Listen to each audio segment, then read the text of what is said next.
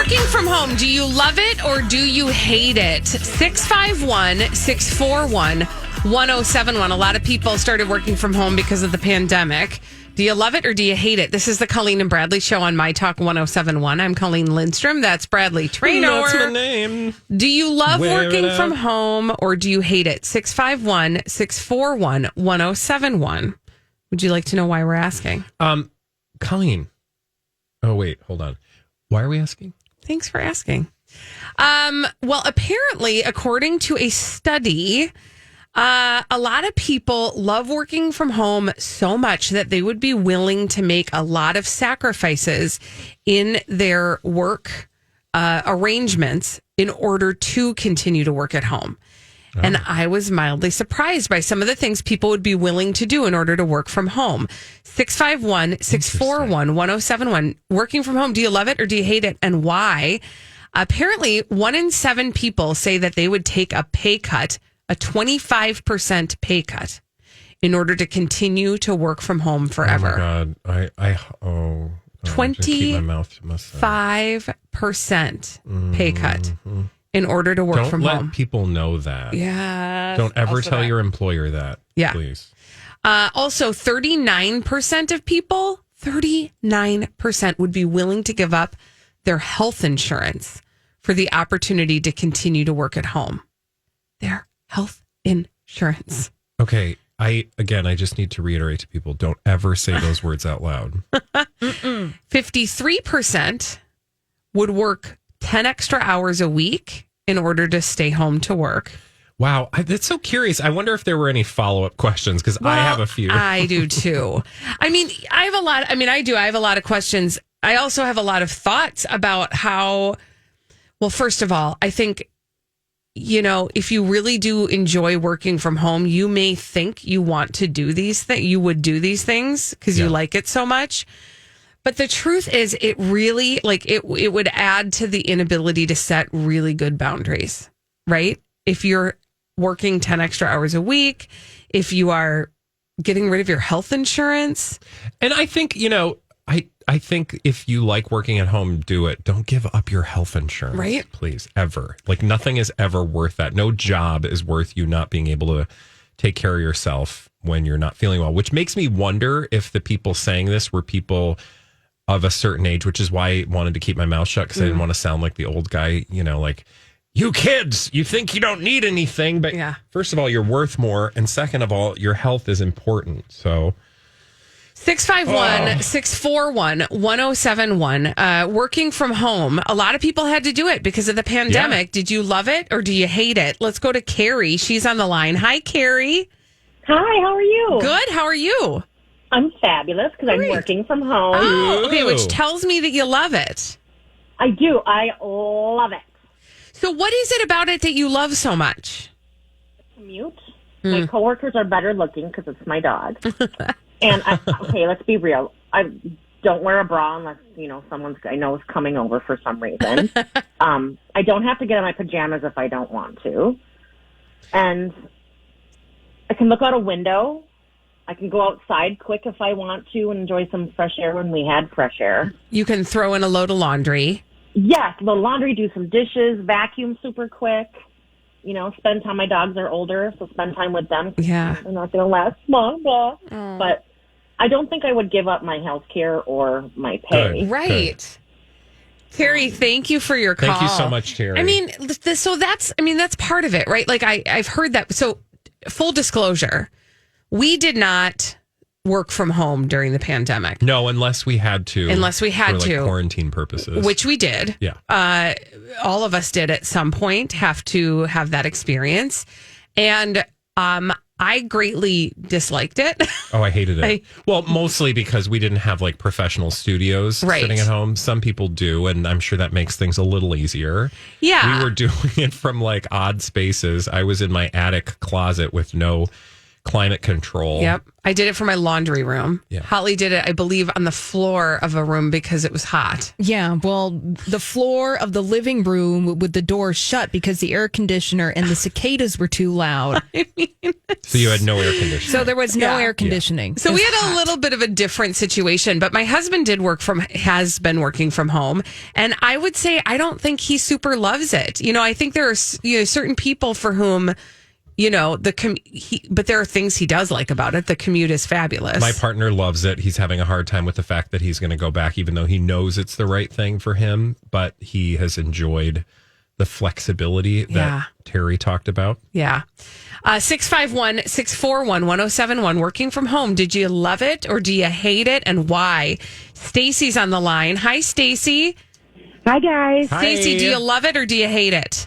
I love it, and I know there's a few out there that hate it, but the most important thing is staying away from the ridiots, which is the road rage idiots. That's true.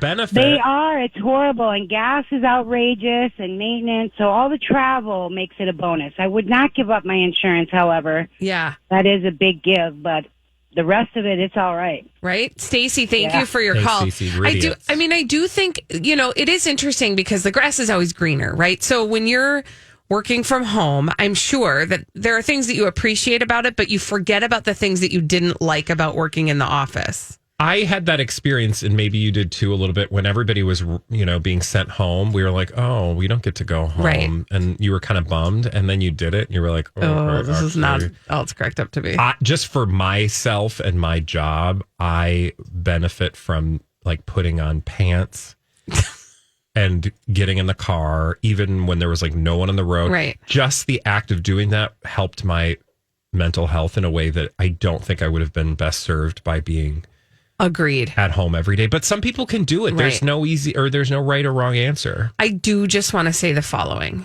Thanks for wearing pants. You're welcome. Thank you for wearing pants. And also, I do miss the open roads. Oh, and that's been the hardest thing to get used to, is open roads and people in our building. Right. Yeah, that's weird. Parking spots. Yeah, because now there are all these people who showed up, like, who expect that they're like they can be here. And we're like, wait a minute, this is our space. Yeah, like those are my parking spots. Yeah.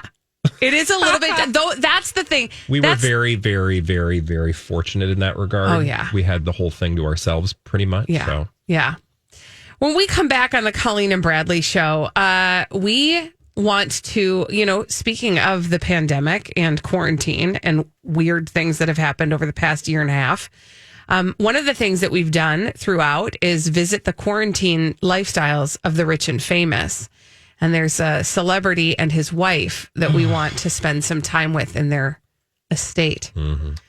Quarantine Lifestyles of the Rich and Famous, featuring Adam Levine, after this on My Talk 107.1. Well, throughout the last year and a half, we've been getting a glimpse inside a lot of people's houses, right? Because a lot of people have been working from home and spending more time at home. And we like to look in the celebrity houses on the Colleen and Bradley show, My Talk 107.1. I'm Colleen Lindstrom. That's Bradley Traynor. Hello. And when we do that, we call it Quarantine Lifestyles of the Rich and Famous. Sprawling living rooms, dream kitchens, perfectly placed props like acoustic guitars, and books they'll never ever read. This is Quarantine Lifestyles of the Rich and Famous. Thanks, Bob. Or whoever that is. I think Robin it's Rocco, Leach. actually. Oh, that's who he's trying to be. Yeah. Got it. Okay. I just went inside Adam Levine and Behati Prince Lou's beautiful home. You did? I did, virtually. They invited you over? Oh, okay. Well, they did in the latest issue of Architectural Digest. What is that, by the way? What's what? No, I mean, I know what Architectural Digest is. It's a magazine about houses. Like they love to highlight celebrity houses. Oh, of course. And, look, I'm game. I like to look. And that's why I saw this actually through People magazine. So first, and it made my eyes roll out of my head. So I'm going to give you a little bit of the punchline now to just kind of tell you where I'm at with this. I was like, okay, what is this about? Go inside Adam Levine and Behati Prince Lou's perfect sanctuary home, : Oh, their home : quote, we didn't want a palatial McMansion. Oh, I can't wait. So then I was like, okay, well, this is interesting. they're kind of you just know that Adam Levine and a Bahati Prinsloo are very, very particular about what they want because they're just both very detail-y visual people, right? Because like you look at Adam Levine and he's got a very signature look. Bahati Prinsloo, of course, famous for her looks. Yeah. So that should not surprise that they would have a particular look. So then I go over to People Magazine and I look at this home, which they bought, by the way, from Ben and Jen, and that's Ben Affleck and Jenna Garner. Got it. Ben Affleck. Affleck and Jennifer Garner in 2019 for $32 million. Now, okay, I need to rewind because did they not say they don't want a palatial? Okay. Thank you. So when a celebrity says they didn't want a palatial McMansion and then I'm treated to a mansion. Yeah, because what I'm expecting is like a nice Rambler. So go with that. Okay, Okay. so you're thinking they don't want a palatial McMansion. Forget that I told you it was $32 million and previously owned by celebrities. Right. So then they go on to say the thing that really just was like, okay, I know you have to have a story, but the COVID lockdown made us especially grateful to have this place, Levine said. In a world where nothing ever seems to be enough, our home feels like a genuine unicorn, our perfect sanctuary. Added Prinsloo, quote, "It's really all that we need or want." The couple had a very specific aesthetic in mind. We didn't want a palatial McMansion. That's just not who we are. We were attracted to this place because it felt homely. Homely? Wait. Homey, not homely. Oh, okay. Homey, sorry. Okay. Because it felt homey. You could tell that kids had lived here before. Now, I want you to do me a favor, and I had included the People link. I want you to actually go to the Architectural Digest link. That's the one I'm thumbing through right now. So I want you to find the photo for me that shows you kids have lived here before. I don't see it. Are there crayon There's drawings none. on the wall? No, it doesn't. I have Spaghetti stains on the carpet? boogers places. No. Yeah. I'm just speaking from experience. And what continues is a big mansion. It's a big $32 million home that has everything you would expect a rich person's home to look like. And it's beautiful. I'm not saying it's something to look down your nose. What I'm looking down my nose at is, you guys, stop with this fake like humility business. You are rich people. Act like it. It's fine. You don't need to dumb down, because here's the problem. I know, I don't, because I don't have kids. You know, but I've been in houses with people with kids. When you try to act like something, like, oh, I just need something homey, something simple, something quiet. When we walk into those spaces, when most people who pick up Architectural Digest walk into a space like this, they're not thinking, oh, this is so homey. This is so like dressed down. This is so not mansion-y. When I look through the pictures, one thing I notice about Bahati Prinsloo and Adam Levine is that they like lying down. And the way that I know that is because essentially their coffee table is like a lounging station. They have in one of their extremely gigantic walk-in closets a chaise lounge in the middle of the room. So if indeed, their outdoor space is a sunken outdoor living room with a fire pit and a very large sectional laying down area. What I see... And there's like a big plot of land that this house is on. Nothing about this says... If homey to you means lots of places to rest your rump, then by all means. But what I don't see is a space that looks like it's children-y. No. Or it's actually human-y. It It's- doesn't actually look like people live there. Actually, I feel like of the three of us, Holly would be most excited for this home because it almost to me doesn't say children live here. Well, I was going to say, there's no hint of any kind of child in this house. Right. Not even a little bit. It's Not very even a little sparse. bit. I mean, I think it's a beautiful home. I'm not trying to say I wouldn't be like, if you gave me the keys, I'd be like, I'm ready to move in. But it's very sort of minimalist in a way that I'm not expecting when you tell me you want something homey and that children have lived in. Right. So I don't buy that narrative. Also interesting, I think that Adam Levine and Bahati Prinsloo have children, and yet there is literally no sign of a child living in this house. No, they have 2 kids, and you cannot see. Now, that said, here's what I will give them. Like, even if I were to have a pictorial done of my home, which would not happen, I would also try to make it look as much like a catalog as possible, of right? course. That's so what you know do. that you're you looking don't at invite, that. You don't, but then you don't tell me that it looks like Right. it's homey. Like, right. Just don't lie to me about your story. You're totally wealthy. Right. It's fine. It's fine. Show me show me what I'm never gonna have. But what I also love about it is sort of adjacent to the point you're making is this idea of like, I didn't want a palatial mansion. Don't try to tell me what I'm going to open up and look at as a sweet little cottage and then still be mansiony. Yeah, like you need to understand what a mansion is versus what. But to them, it might not feel very mansiony. They probably are like this shanty. Yeah. No, homie, don't play that. Thank you, homie the clown.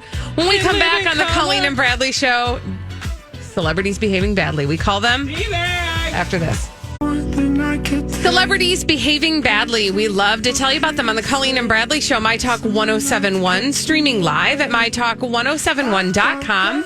Everything Entertainment. I'm Colleen Lindstrom. That's Bradley Trainer. Well, hello there. We have a name for these celebrities behaving badly, and that name is D-Bag.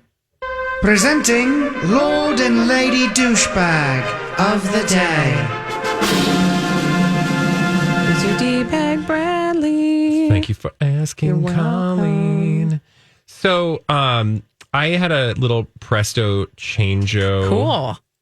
D-Bag. Do you know a guy named Brian Austin Green? Yes, I do. Actually, he's been in the studio, but he has? Was I here? I don't think you were. He and Freddie Prinze Jr. came in and did a little interview one time. I feel like I would remember those two. Yeah, I don't think you were here for that. Okay. But I was going to say not personally, but indeed I actually have met him. So he's part of a publicationship. It's called Brarna. Quickly, a publicationship is a relationship for publicity. What is a Brarna? That would be Brian Austin Green and Sharna Burgess. We haven't really heard anything out of them, but they were super hot during the pandemic. Mm-hmm. They were like, like, we're going to get as much headline out of our new relationship as possible.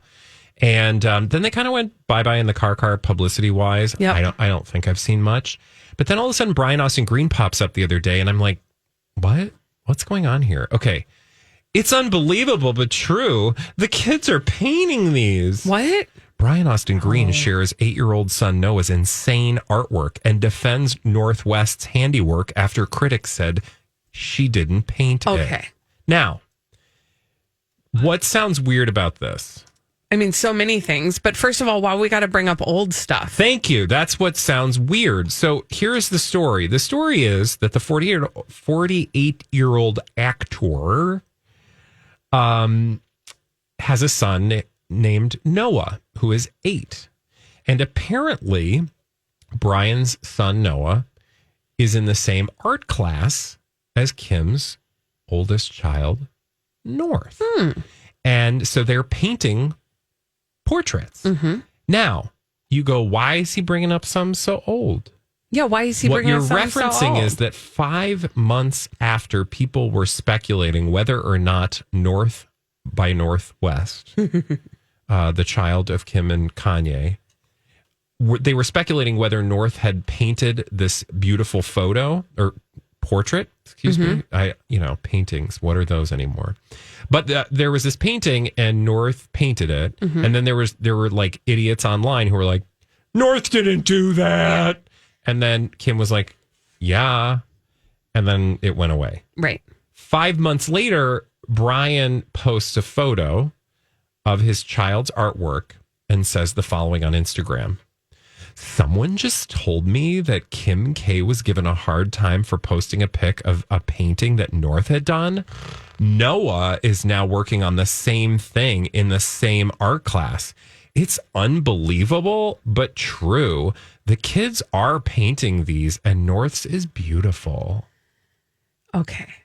Do you want to state the obvious? I mean, why you got to piggyback yourself on somebody else's stuff, Brian Austin Green? Like, how sad and thirsty are you, Dad, that you are going to take a dusty arrow story from 5 months ago about Northwest, right? And insert yourself. Who, by the way, I mean, just in case y'all are keeping score, is definitely far more A-list than you. Yeah.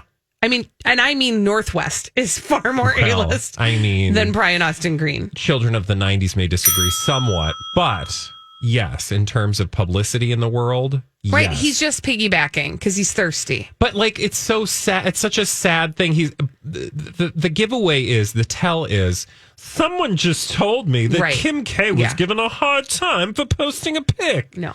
Someone just told you? But that story is like from a year ago. Right. So, okay, but just because someone told you, then you had to go, look at my kid too. Oh, it's amazing, but true. They do these paintings.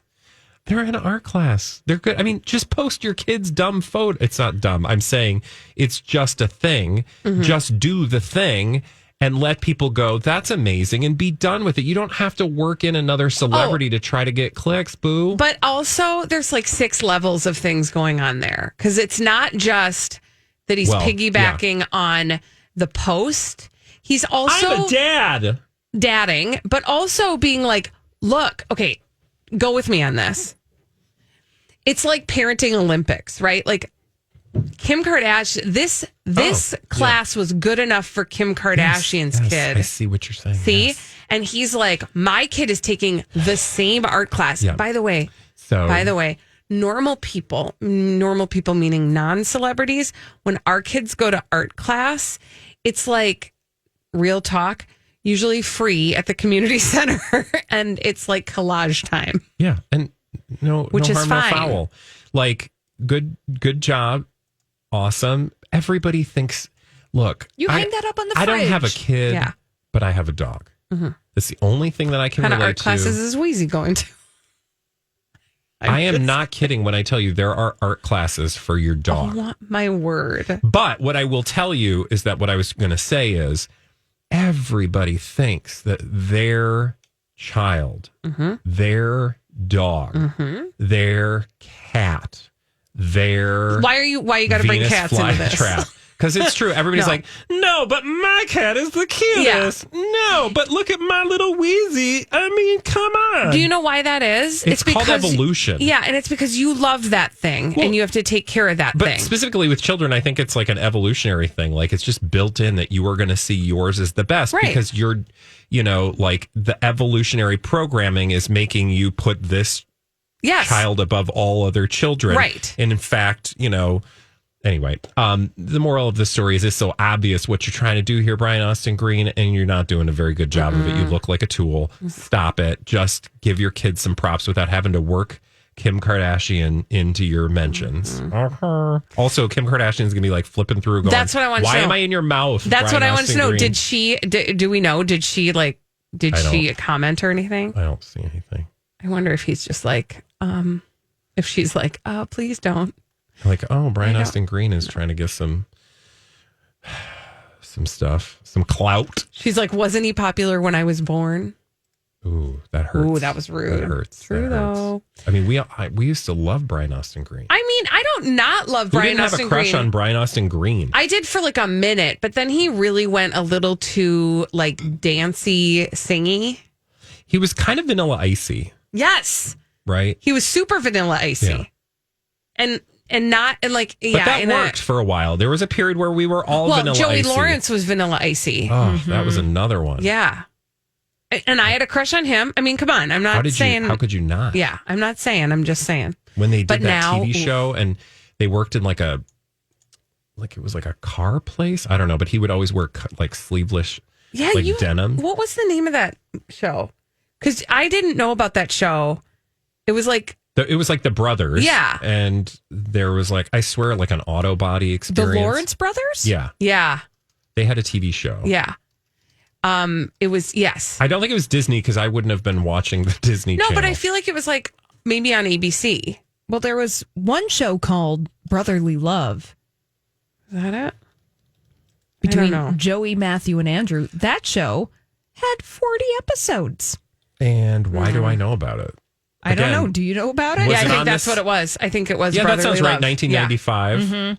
Yeah, this was on NBC and Yeah. the WB. Okay, so that was WB. WB. Yeah. That's why. And Yeah. it was post Blossom. Yeah. Yes. Yeah. Yes. So this was post Joey Lawrence tying. And he was very, flowers around he his was very, waist. And I think he still said, whoa. yeah. Well, Which 'cause is that's all the part he- that's that's super all he embarrassing. It is all had. he I mean, Don't go to his Instagram now because it's just going to ruin you.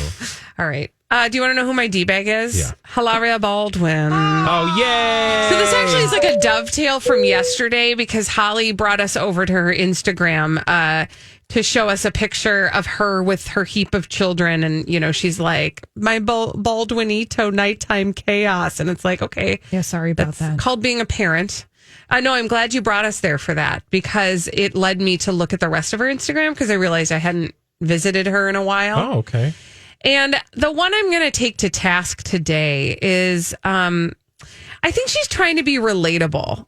It is a picture of her foiling her hair, pumping her milk for her babies, Oh, drinking a glass of rosé. I see rubbing alcohol nearby. Is that like a paintbrush? Oh no, that's on the bag of pop chips. So the pop chips are like very located Like, very oh. like she just happens to be eating pop chips while she's doing all this other stuff. And of course the tagline is multitasking, obviously. And I'm like, yeah, congrats. Like, welcome to being a parent. Like, that's. but she's such a good grifter. Like, Oh, man. she is such a. But can we just talk? I Did she am. tag Pop No, Chips? she didn't. And that's what I wanted to sit with here for a second. Because I feel like that is either she did not follow the laws, if that in fact was a sponsorship, Yeah. or this woman is trying to get something from Pop Chips. Well, who are the people that she tagged, by the way? Some rando guy named Daryl. Daryl. Yeah, I don't know. Who are these people? Anthony. Art direction, animation design. Okay. Okay, so this is an art direct. So this is art directed. And then some guy who's followed by Rachel Zoe. Daryl Nain. Yeah, Oh, and then this and guy's then got a the bunch of abs. extension Holy color crap. specialist, and like so the hair guy. So Jared Riccardi is her hair guy, and then one guy is an art director, which tells you that this was art directed, right? This girl, for somebody, lady woman, she has a lot. For somebody who is so busy, allegedly, supposedly, she got a lot of time on her hands. Yeah. Because that is a clearly art directed experience. 1,000%. And it's meant to look not art directed.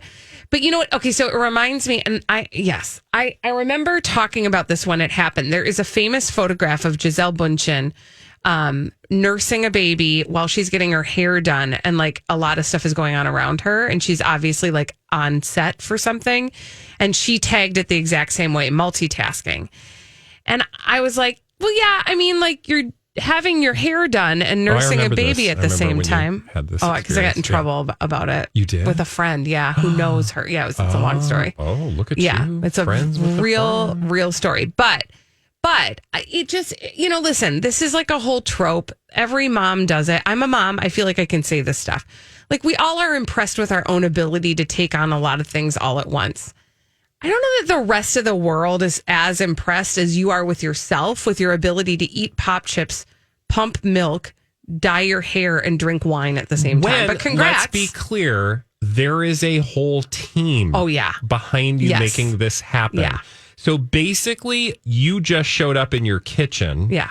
And a bunch of people are there to help you do this thing. And the thing I think that would drive me nuts as a parent is that she always is, not complaining, but like thirst complaining about having 6 children.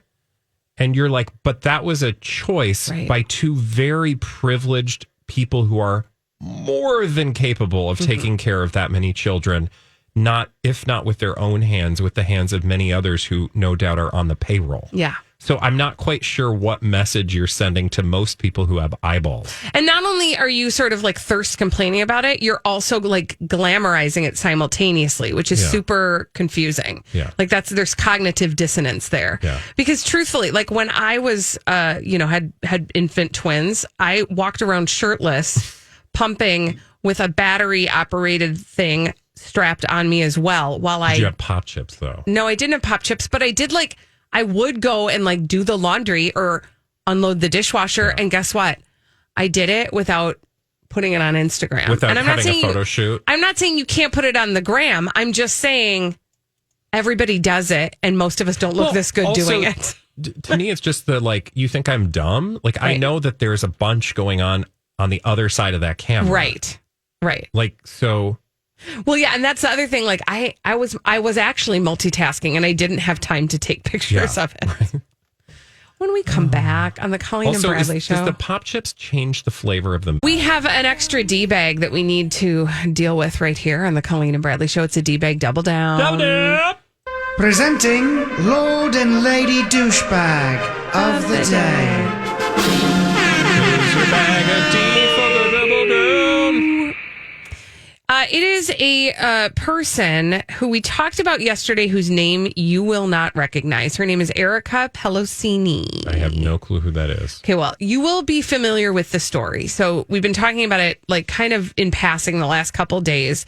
The story about Jack Brooksbank, who is the husband of Eugenie, Princess Eugenie, who was spotted doing work as an ambassador for Casamigos on a boat with 3 scantily clad women.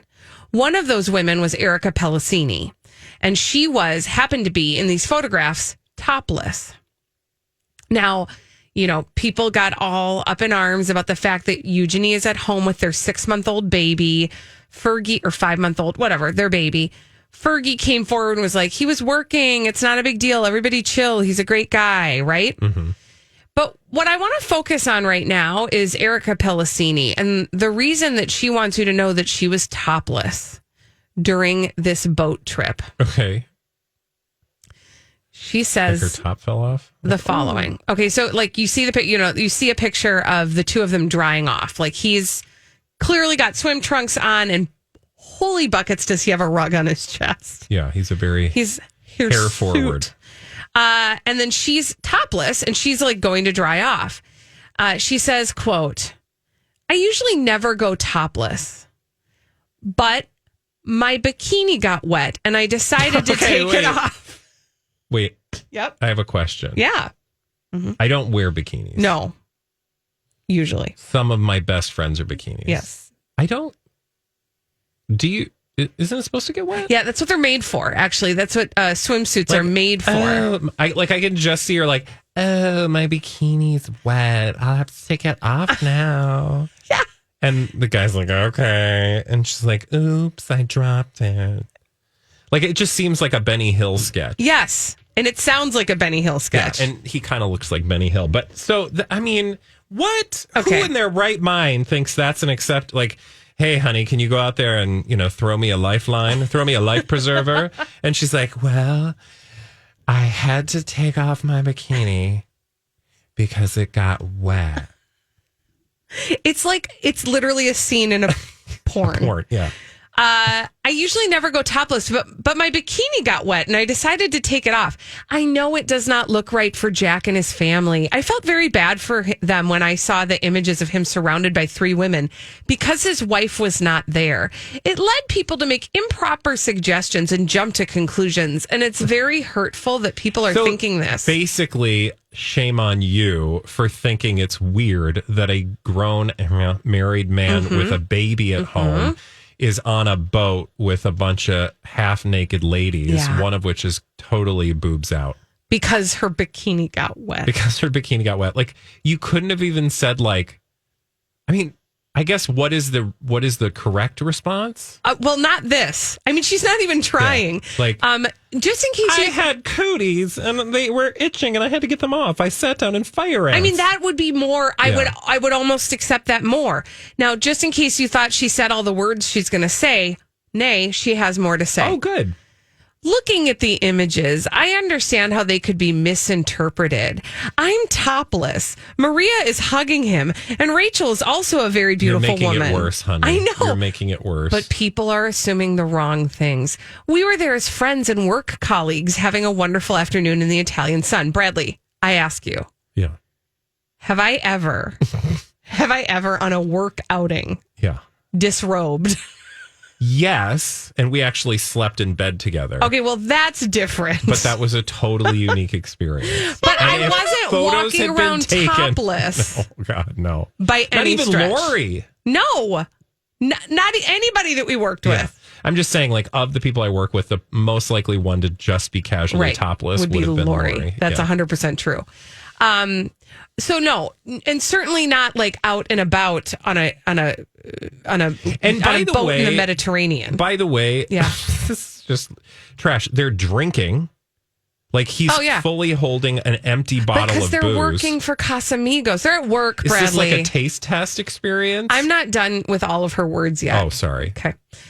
He's also good friends with the other two women. It's very upsetting for me that people could be thinking the wrong things. Yeah. Okay, now I'm done. Thank you. We're thinking what we see with our eyeballs. That this dude is like, yes. I am on a boat. He is the only dude on that boat except for the driver. Who nobody really is paying attention to. I don't feel like anyone's paying attention not really. to him. I mean, he is like 5 seconds from the queen. Of course, these women are going to be all over him. I mean, he's royal in the royal family. They went swimming in the actual water. And then because her bikini was wet. But can I ask another question? She took it off. Why didn't she take her bottoms off? Using that logic. I know. Thank you. I continue to poke holes in the stupid story. I mean, she's not even trying. That's all I'm saying. Also, I feel like it takes about 5 seconds for that suit to dry up. Right. Because it's not big. It's not like a one piece. And by the way, the other women also had wetsuits. They managed to keep them on. So weird. Oh, man. When we come back on the Colleen and Bradley show, have you ever tried corn ribs? Oh, God. Don't even get me started. We're gonna after this. 651-641-1071. Don't even get Bradley started on corn ribs. Have you tried them? After this.